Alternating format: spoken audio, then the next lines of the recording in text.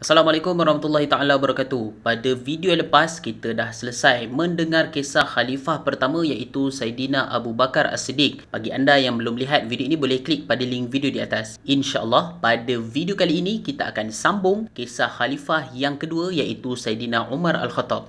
Jom kita dengar dan kita ambil manfaat bersama-sama.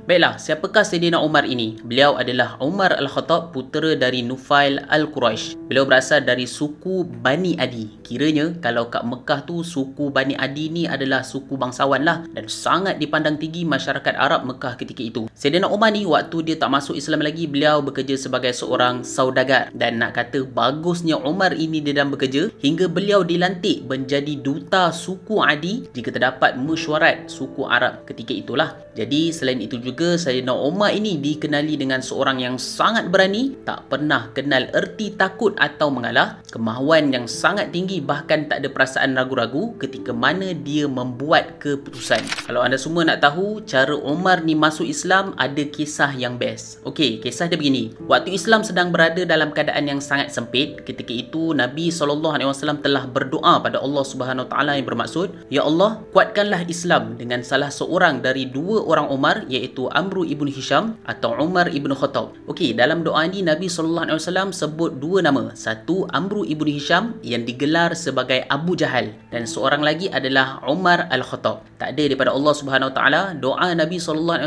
ini telah dimakbulkan di mana Saidina Umar Al-Khattab telah masuk ke dalam agama Islam. Kiranya bila Saidina Umar ni masuk je dalam Islam, menjadi satu pencapaian yang sangat besar kepada agama Islam di tanah Mekah waktu itu.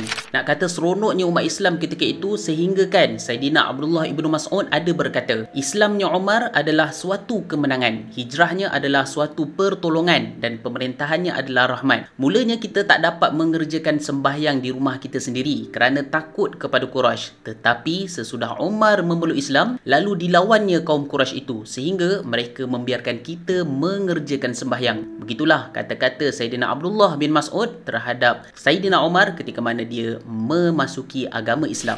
Baiklah, sekarang kita pergi pula kepada bagaimana kisah Saidina Umar Al-Khattab dilantik menjadi khalifah. Kisah pelantikan Umar Al-Khattab sebagai khalifah ni juga boleh dikatakan agak susah ataupun rumit juga sebab waktu itu masih ada lagi pergolakan di kalangan orang Arab. Dalam masa yang sama waktu itu Saidina Abu Bakar ada hantar tentera ke utara Jazirah Arab bagi menentang musuh di kalangan Rom dan Parsi. Jadi waktu ni juga Saidina Abu Bakar mula jatuh sakit. Dalam masa yang sama pula beliau mesti kena lantik khalifah seterusnya kerana Abu Bakar khawatir dia tak dapat hidup lama lagi. Bila nak lantik khalifah baru ni pula bukan mudah sebab setiap orang yang dilantik pasti akan ada pengaruh di kalangan pengikut. Macam Abu Bakar, beliau ketika itu mempunyai pengaruh sendiri dan mempunyai panglima Islam yang sangat taat padanya. Jadi waktu itu timbullah kekhawatiran kepada Abu Bakar ni, jika dilantik salah orang mungkin akan menyebabkan panglima Islam dan pengikutnya tidak taat pada khalifah baru yang dilantik. Namun dalam keadaan macam tu Allah Subhanahu Wa Taala tetap bagi tunjuk kepada orang yang soleh, ditakdirkan oleh Allah Subhanahu Wa Taala. Maka Saidina Abu Bakar telah melantik Saidina Umar Al-Khattab sebagai peneraju khalifah Islam seterusnya. Ketika itu juga dapat kita lihat sekalian muslimin dengan penuh taat menerima Saidina Umar Al-Khattab sebagai khalifah. Bukti bahawa Saidina Umar telah dilantik oleh Saidina Abu Bakar As-Siddiq ada ditunjukkan dalam kertas perundangan yang telah ditulis dalam wasiat Saidina Abu Bakar sebelum beliau wafat. Begitulah sedikit kisah Saidina Umar Al-Khattab ketika mana beliau dilantik menjadi khalifah. InsyaAllah pada video yang akan datang kita akan lihat bersama-sama perluasan Islam di zaman Saidina Umar Al-Khattab.